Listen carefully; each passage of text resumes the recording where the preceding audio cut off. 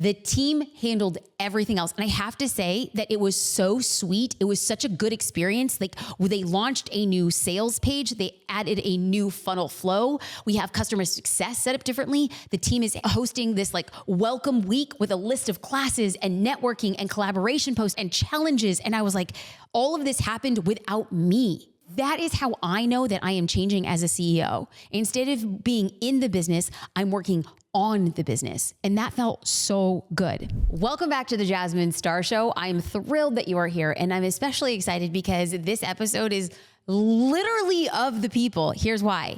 At the end of Q1 in 2024, I put together a podcast episode and we loosely called it Building Bricks. And I'm like, all I'm going to do is I'm going to document what I have done in Q1 in order to build the future in later 2024, 2025, and perhaps even 2026. And in that episode, I was in the middle of it and I was like, you know what? I'm making this episode. I'm not even sure you care. So if it resonates with you, send me a direct message. And so I heard from you and I heard from enough people to make it worthwhile. But here's the thing. I am only doing Building Brick episodes if I hear from you, because these are highly personal things. This gets heavily into the strategies that I'm using to build long-term. And I want to build wide and I want to build deep. And oftentimes in order to do that, you have to have a really strong foundation. And whenever I think about foundations, I think about bricks. This is like the story of the three little pigs. Is this going to be wood? Is it going to be straw? Or is it going to be brick? Oink, oink, y'all. We're going to be building some bricks. Okay, we're going to go back at the start of Q2. The Q2 began in April. Now, April 24th, I flew to Nashville and I decided to have an in-person podcast recording session. And I invited a guest co-host by the name of Amy Porterfield. If you've been listening to the show or watching the show a while, you've seen that all come to fruition. But I have to tell you, behind the scenes, Amy reached out to me and she said, Jasmine, why haven't I been one of your co-hosts? And I'm like, oh, because you're a big deal. Amy and I are friends, like in real life. And she is so wildly successful. She's brilliant. She's one of my favorite people. And JD even asked me, if you've been watching or listening to the show for a while, we've had a few guest co-hosts. And he said, well, why haven't you asked Amy? I said, well, because I got to build up for that. Like I got to practice. For the big deal. So when she reached out to me and said, why have I not been on your podcast? I admitted I was just nervous and it really mattered because you're a big deal to me. And she's like, we're going to do this podcast. And I said, great. I'm going to Nashville, your hometown. We're going to be having a guest co-hosting session. Now, the beautiful thing about doing these guest co-hosting sessions is I'm flying to different cities around the United States. And when I'm booked for a speaking event, or if I'm going to be at an event, what I want to do is I want to find local entrepreneurs who we could share stories with. Well, the thing about Amy is that she's so well connected that the people she reached out to, nobody lived in Nashville. So we had Will Gadara. He came in from New York. Ben came in from Florida. Fawn Weaver came in from Shelbyville, Tennessee. And then we had Candace Nelson, and she flew in from Los Angeles. We had a day full of really great conversations and interviews. Now, we also had Gary Vaynerchuk. Now, the reason I'm sharing these like building brick stories is because I think that social media, I'm going to be honest, social media gives off a very nice, glorious illusion. Listen, your girl loves the illusion. Who doesn't love the illusion? I love sharing a highlight reel. Who doesn't? But the backstory, like the bloopers, the stuff that gets cut on the cutting room floor, a lot of people don't know. Now, the way that any good book author does it is they're going to find podcasts, they're going to find interviews that are really expanding their brand, expanding their marketing. Now, Gary was dropping a book, Dictating Attention, and he reached out to the biggest podcasters in this space. Now, here's the moment of truth. I am not the biggest podcaster in this space. Yet. Oh, okay. Yet. We're going to add the yet there because the goal is to always build until we can get bigger and better with every iteration. I wasn't asked to have Gary come on my show. Amy was asked if Gary would go on her show. And so she's like, Jasmine, what do you think? Do you think that we should have Gary do our guest co-host podcasting? And I was like, oh my God, Amy Porterfield, if you do this for me, I might marry you. Move over JD, move over Hobie. I'm going to marry you if we can have an interview with Gary Vaynerchuk, because y'all know on this show, Gare Bear is my homeboy. I have so much love and respect and like just really a lot of goodness towards a person who has really inspired me. Well, Gary came on the show, and here's the thing. I'm not going to say it was a good episode, but he did repurpose our podcast on his podcast. So you could listen to Gary Vee's interview on the Jasmine Star Show, and you could also listen to the Gary Vee podcast on the Gary Vee Show. Hey, so what kind of brick did that lay? On that show, I made sure in my notes to be very articulate and tell Gary the path that led me through watching his career. And then it also allowed me to tell him that I had invested in their executive group coaching and leadership program called Vive. I was able to look at him and say, I am investing to go into this program. Why? I didn't want him to forget my name or my face. You're going to see it again, brother. You're going to see it again. So here's the biggest takeaway from these types of conversations. Make sure that you tell people what you appreciate about them, the value that they bring to your life, and be sure to say your name and have a big smile every single room you step into. Building Brick from Q2 in April 24th. Now, on the 26th, I was in Nashville and I hosted an event called the Visibility Intensive. This was how to get more eyes and attention on your offer. So if you notice the days, I filmed all day on the 24th. On the 25th, I was exhausted, but I got up, worked with one of our content creators, Sage. She flew with me to Nashville. We recorded content that day, short form content. Now, I could have, and maybe I should have stayed in, relaxed a little, but I thought to myself, I am out on the road. And when I'm on the road, I am an entrepreneur first. I'm going to maximize the abilities and the teams that I have when I'm on the road. So we shot content that day. The next day was the 26th, and that was the Visibility Summit. We had Amy Porterfield, Julie Solomon, Rory Vaden. Now, the reason why I'm looking at this as a pretty significant brick is because I had originally had this Visibility Intensive as a bonus for a course that I launched in March. So I launched a course in March and I said, a bonus is coming and it's going to be dropping in April. That is what we recorded in person. Now, I could have done this entirely online. I could have done everything on, say, Zoom, and it would have been great, except for the fact that I feel deep down in my bones that in the future, I'm going to be doing live events.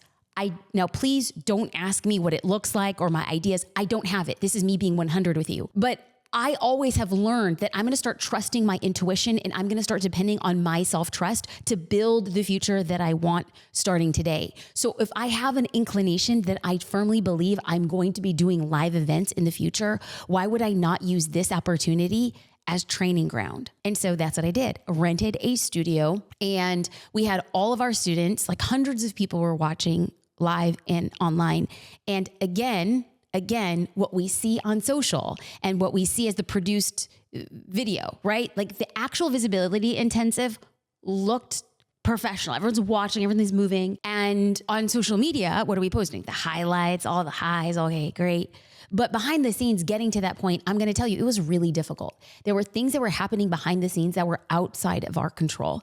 Despite our best efforts, there were things that were happening and I had to go back. And my biggest takeaway from laying this brick is never assume a third party has your best interest in mind. I'm just going to leave it like that and have that be the biggest takeaway is every time I'm going to be doing a live event or I'm going to be renting a studio to always do due diligence and understand that the only party who has your best interest in mind is you.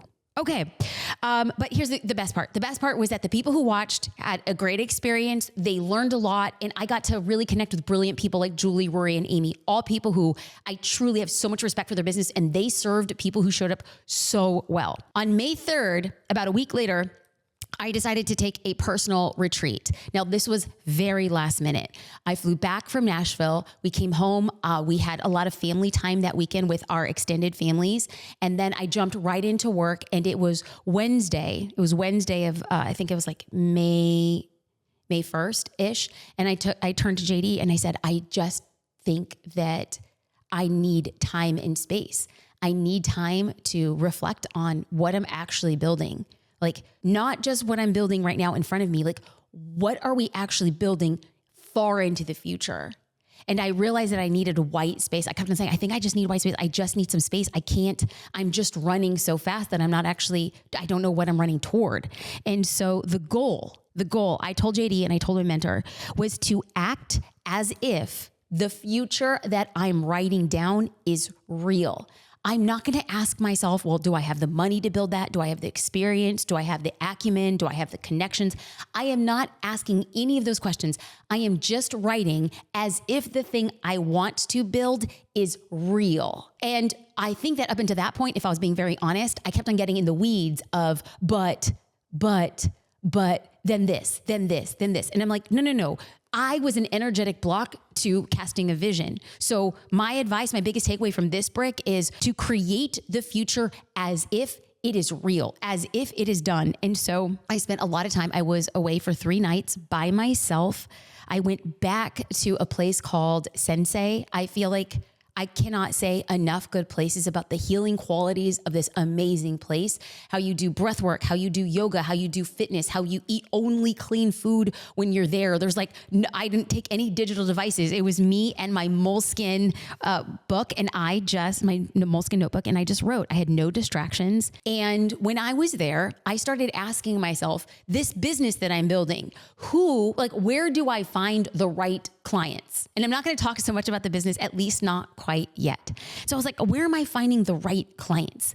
Up until this point, where have I found clients to pursue this thing? So a lot of outward facing content and a lot of the podcast is people see me as a podcaster, people see me as CEO of Social Curator. I am all of those things. People see me as a wife, daughter, mother. I am all of those things. There's also a large piece of the business that isn't shown outside so much. Why? We don't have a formalized offer, and I'm still experimenting with what is it that I want to build. I refuse at this point in my life and my career, I refuse to do things that aren't pointing me to the North Star. And so what I needed to do on this retreat is go back, further define your North Star, figure out exactly what it is, and then build it as if it's done. So I started asking myself, where does our layered levels of clients, where's the deepest place for us to go? So I started listing places like executive group coaching programs was one of them. So I started listing like Tiger, YPO, Chief, Hampton. And I'm like, that's where my future customers are, because what? I'm building as if it already exists. And so I started doing research on organizations like YPO. And so I just started journaling. What kind of person am I looking for in YPO? What kind of business do they have? How big is their team? How much money do they have? Do they have outside investment? I'm writing as if all of this is done and true. And I can't even make this up. So I'm journaling. And I walk out of my room and I see these, those really oversized large balloons and they have letters on them. I walk out of my room and they're in a hallway up a cascading staircase. I see 3 letters of gold balloons, YPO. And I was like, well, that's weird. I don't do anything about it. Well, that night, the only restaurant they have on property is Nobu. And so I go to dinner by myself. I'm there by myself. I take my journal and I'm just journaling and I'm writing and I'm reading. And I hear a large group of people come in and they're all talking and all this other stuff. And I walk out of the restaurant and I hear out of the corner of my ear, I heard, she's from Newport. And the restaurant was empty, with the exception of me and then this large party of 30 people. And I was like, they're not talking about me. They're definitely not talking about me. They probably were talking about somebody else on their table. And I just happened to hear that because I'm from Newport and it was what it was. I let it go. Still at this point, I'm not even sure if it's a YPO group. Now, YPO group, so YPO is a Young Presidents Organization. They're all over the United States and they have regional section chapters. Okay. So the next day I'm journaling by the pool and 2 women come and sit in chairs next to me. Well, I get up to go and make a business call. Then I come back in and I'm journaling and a lady says, oh, so tell me more about you. Where are you from? I'm like, I'm from Newport Beach. And she's like, we're from Newport Beach. We're from the YPO chapter. We're YPO Gold. And I was like, YPO Gold. Did I know what that was? No, but I wrote in my journal, research, what is YPO Gold? Because maybe that's where my clients exist. I start asking them questions about YPO. I start asking them questions about their businesses. I come to find out that their husbands run their businesses and they were there at Sensei with their husbands. And so I got the tea. I started asking, well, what does it look like? How does it sound? How big are the groups? What is the dedication? And then I come to find out that the woman sitting next to me, her husband is the head of education for the Southern California chapter. And you want to know what I'm going to do? I am going to follow up and I'm going to pitch myself to speak at the YPO event. Why? I had a personal connection. I wrote in my journal that that's where I think future business owners for me in the future exist. So why would I not lay another brick there? Has anything transpired since that conversation? No. But oftentimes when you lay one brick at a time, you don't know what you're building. You can't see the actual finished development until you start laying a ton of bricks at a time. So this is just another brick in quarter two. Now, May 9th, this was less than a week later, I was invited to give a commencement ceremony speech. I graduated from Whittier College and I got an invite to come back and give the commencement speech. And I have to tell you that when I first got the email, I was like, no, I'm not giving the commencement speech. My legit response was no. I was honored, but I was like, no. And I talked to JD and I said, why would they have me come and give the commencement speech? Like, that's silly. There's got to be other way more successful people or legit people to give a commencement speech. And he said something that really changed like how I perceived the opportunity. He had said, how many Latinas do you think are giving a commencement speech in 2024? He's like, how many Latinas are going to be in that graduating class watching somebody else? How many women? How many people of color? How many people were underrepresented? He's like, how many first-time college graduates are going to see what it is you do? And he's just like, they're not inviting you back because you're the most successful person to ever graduate that college. They're inviting you back because you can speak to somebody in the audience that needs to hear from you. And so I agreed. And I have to tell you that I was really intimidated because, number one, I didn't remember my commencement speech. I don't remember who spoke at my commencement ceremony. I don't remember the commencement speech. So I went to YouTube and I started looking at commencement ceremony speeches. Now, here's the thing. Don't ever do that. It is the most intimidating thing because you see Oprah, you see Barack Obama, you see Steve Jobs, you see all these brilliant people talking about their commencement speeches. And I'm like, how am I ever going to give a commencement speech like that? Like Taylor Swift gave an amazing commencement speech. And I was like, okay, Jasmine, you cannot compete with them. So if you can't compete at the game they're playing, it's time for you to play your own game.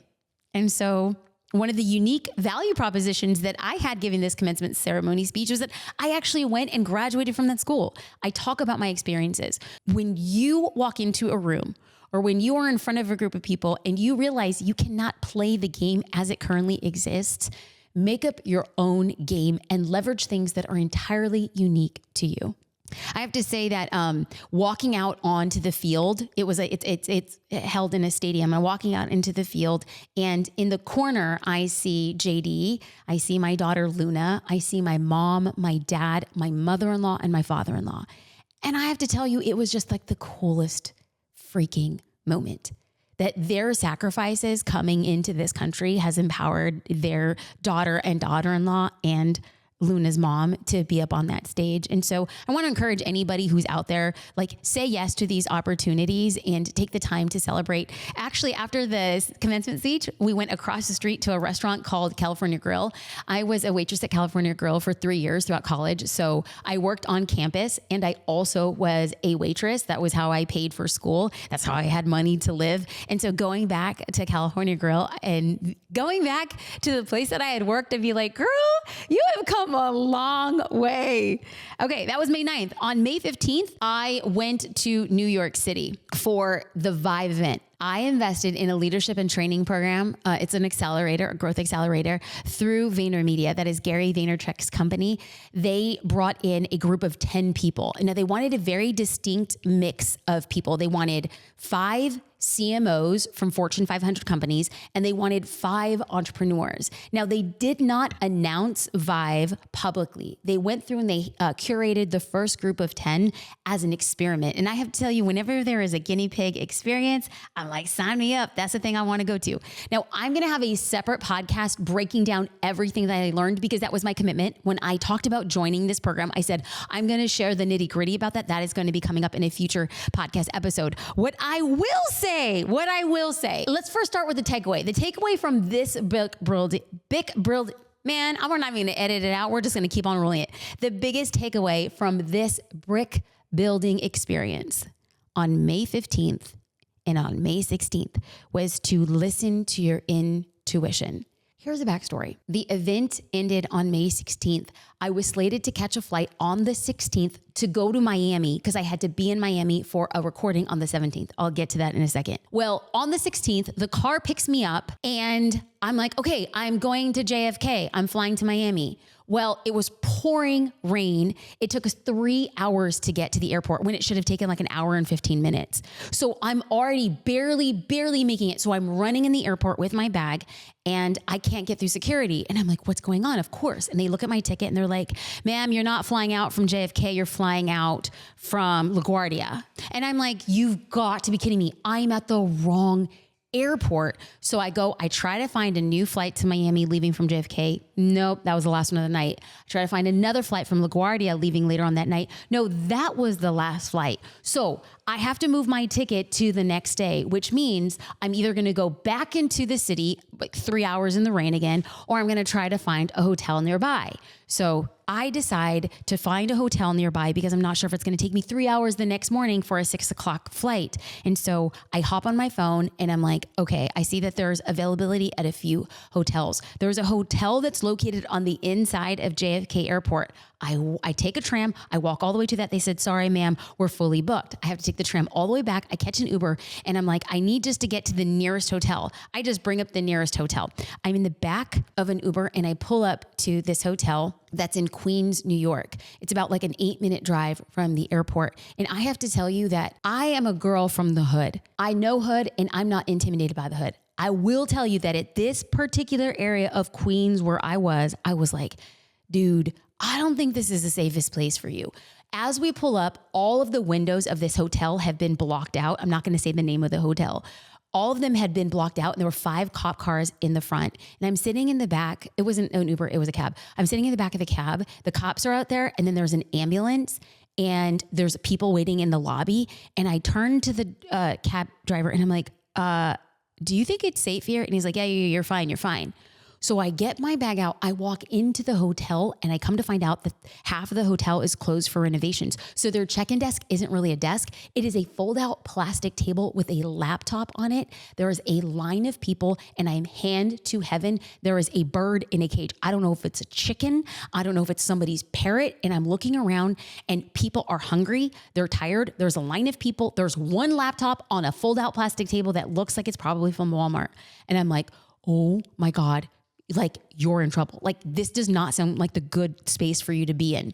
Cops are walking out because there was an attempted murder in one of the rooms. I'm like, you gotta leave. At that particular point in time, I look back and the cab is driving out and I was like, okay, you don't have a cab. You're in Queens. I'm like, it's fine, Jasmine, just stay. You could just stay the night. You're just going to be sleeping a few hours in this bed. It's not a problem. So I wait in line and then I get to the front and the lady says, I'm sorry, we're fully booked. There's no rooms tonight. We've been oversold. So I'm like, okay, where can I go? She's like, well, there's a hotel a few blocks away. And I'm like, okay, if I call a cab, will a cab come pick me up and take me the few blocks? She's like, this is New York. No, they're not going to take you a few blocks. So it's pouring rain. I walk out of the hotel and I'm in Queens. It's at night with my suitcase and I'm walking alone to another hotel.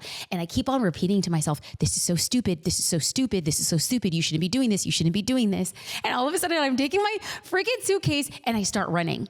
I start running in the rain and I'm like, you should have listened to your intuition. I get to another hotel. They're fully booked. I walk to a hotel across the street. They're fully booked. I'm sitting there and I'm like, I'm on the verge of almost crying. I get on my phone and my phone's about to die. So I ask the lady at the hotel, can I please use your computer? I use her computer and I find a hotel. There is one freaking hotel. And I'm like, I book it sight unseen. And I'm like, okay, I'm just going to get to this hotel because I need a place to sleep. I'm so exhausted. None of this is on social media. None of this is going on with anything. So then I call an Uber picks me up and it's about, we're driving like 30 minutes. And I'm like, I think we're going in the wrong direction. I'm like, I'm so sorry.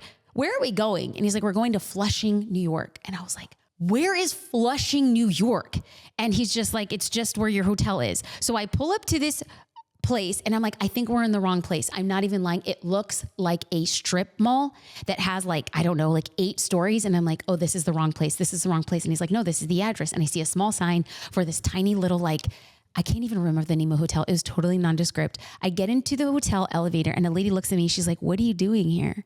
She's like, why you got a suitcase? And I was like, there's a hotel here. She looks at me. She's like, there ain't no hotel here. And I was like, oh my God. And then it's like out of a movie. I get up to the 4th floor, the doors walk open and then Madonna's Like a Virgin is playing. There is a DJ with like one mixer, a small bar, and then like a check-in table with like one computer. And I was just like, I feel like this is out of a freaking movie. What am I actually doing? I walk in, I'm like, I booked a room. He's like, oh, you got our last room for the night. And I was like, great. I was like, I'm so hungry. I was like, hey, you guys have a restaurant? And he's like, no, we don't have a restaurant, but we have snackables. And I was just like, at this point of the day, number one, I don't eat gluten and I don't eat meat. And so I'm eating like 3 pieces of snackables, or like Lunchables, whatever. I buy my Lunchables, I eat the cheese, I sit in the bed. I get a hanger to like, because I saw on TikTok, you get a hanger to like the doorknob and the lock. If you combine the two, it'll buy you an extra 17 seconds to make a phone call just in case you're like unsafe. I literally did the hanger trick. And I was like, oh my God, do not move in this bed. So I'm like showering, don't move in the bed. I kind of sort of slept for like 2.5 hours. Called an Uber, went back to the airport. I landed in Miami on the 17th. I was supposed to get to Miami on the 16th. I was running late because I was a part of Inc. magazine and the UPS Store Small Business Challenge. I was invited to be a mentor. One person was going to win a share of $35,000. My mentee was there. They were waiting for me. And of course, I was completely and totally freaking panicked. We had a live start time and I was like, from the airport, doing my makeup in the car, we get to the venue. I walk straight in. We go immediately into interviews, into recording. I'm living off like 16 cups of coffee and we finished the event. Now I have to say that event was really special because I was able to work with small business owners. And I have to tell you that there is varying degrees of small business owners. Technically, a small business is considered anything less than $20 million.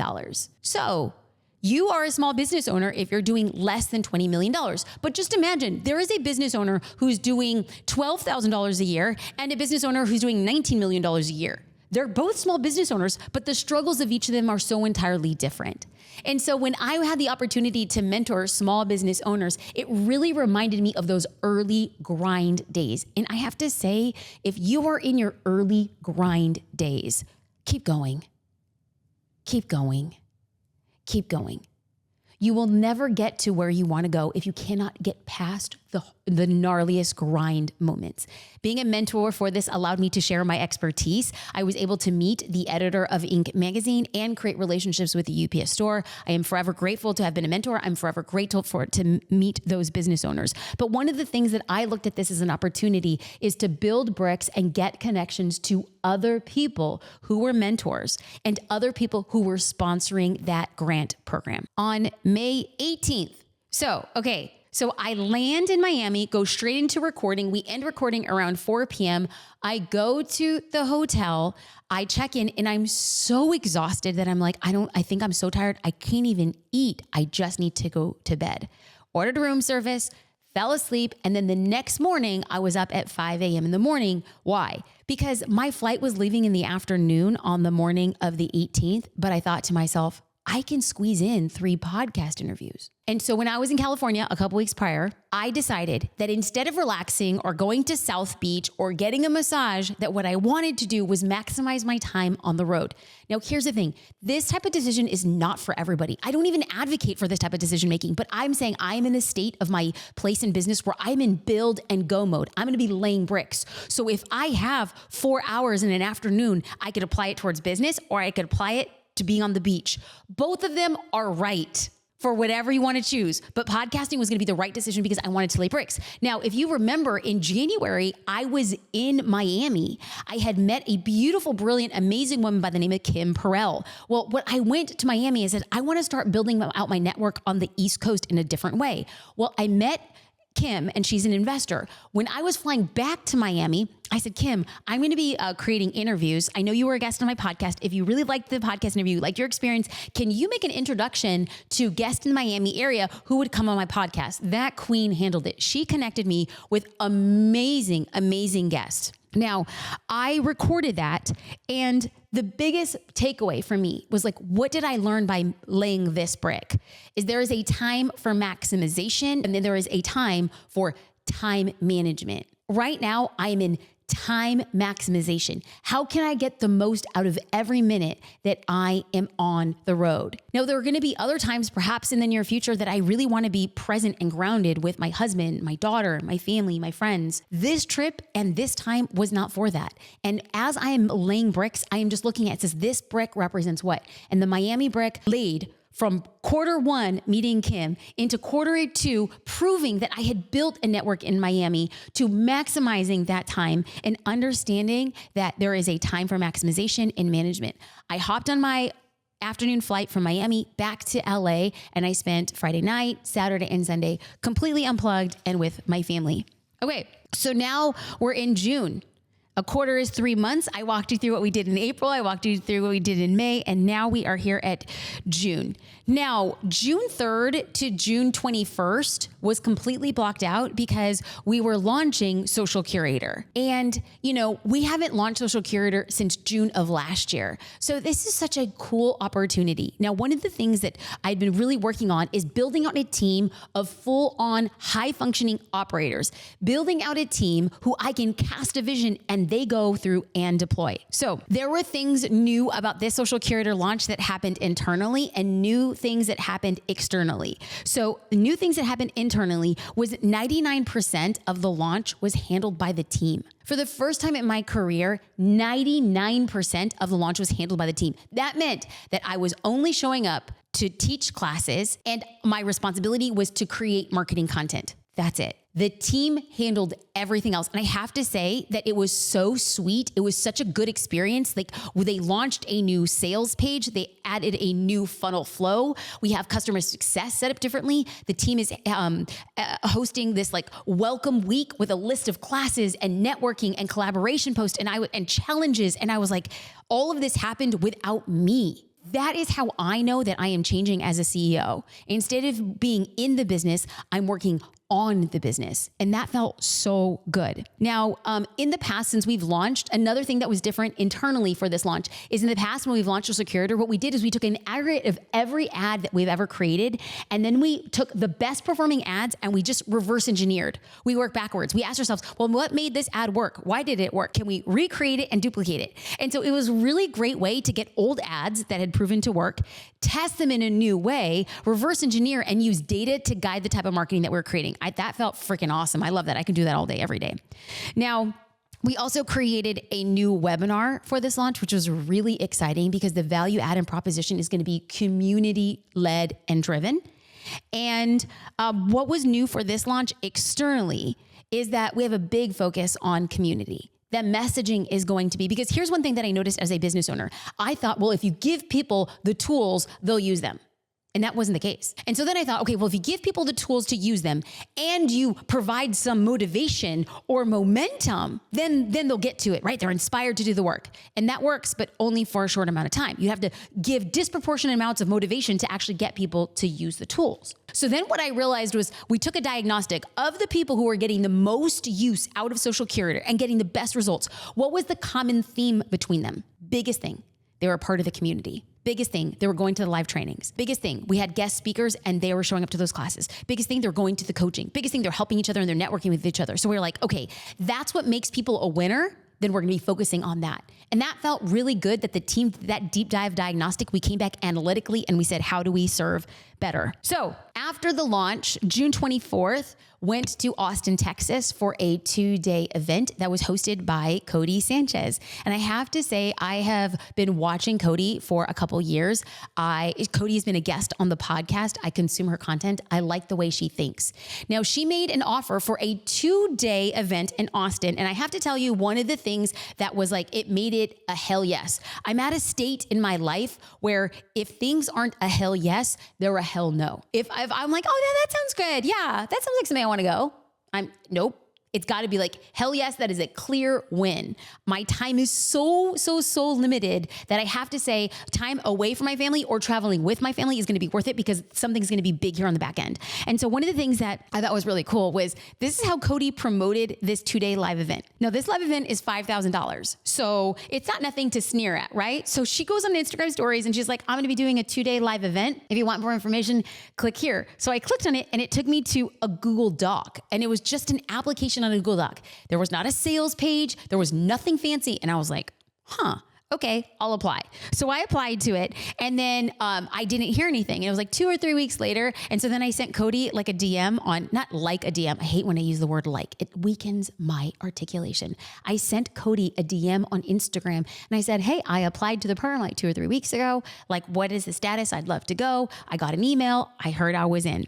Now, when I was in, I was taken to a sales page that broke down exactly the value proposition. Now, this is what I'll say, and I say this with all humility, and I say this because I can take no credit for it. The team that we have created is so systems oriented. I am blown away that the systems the team has created on the inside, like our operating system, our systems scale, which means that I can triple the amount of podcasts that I create. We could triple the amount of launches that we do. We could triple the amount of social media content that we do. And this system works so well that it scales. Now, we'll probably need to add more people to the team to facilitate that, but the system itself is good and it's been proven. And I'm like, hell yes. So we know that we have the systems in place. Now, the value add for this 2-day event in Austin with Cody was that she had said they're going to talk about infrastructure that scales. And that's where I want to be. We have the team in place.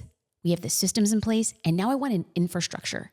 And I couldn't help but think that as we get to the end of this episode, when we talk about laying bricks, what are we doing? We're building a skyscraper. But in order to build a skyscraper, you need a strong foundation and you need the infrastructure that goes on the inside and the outside of that building. And so I'm making this investment, and I have made that investment knowing that what I learned in Austin was just another brick, but furthermore, it was the start of the infrastructure as I build towards the future vision. You know, when we make this podcast, it feels very vulnerable. It feels very open. It feels very like things don't always work out as we had anticipated or planned. And I'll be very honest. I will only record another one of these episodes when you guys like send us information and let me know that this is good. Because to be quite honest, it feels a lot more comfortable keeping these bricks in my journal, not sharing them on video or on audio podcast. So if you are a part of this journey, I want to, number one, remind you that building bricks isn't for the faint of heart, but the only way you build what it is you want is by continuously laying them. And then number two, thank you for being on this journey. I think together, when we can share where we're at, we get to look back in the future and say, that was something we did and we didn't do it alone. Thank you for listening and watching The Jasmine Star Show. And I really hope to get a DM at Jasmine Star from you soon to see if this show resonated with you as you continue to build bricks.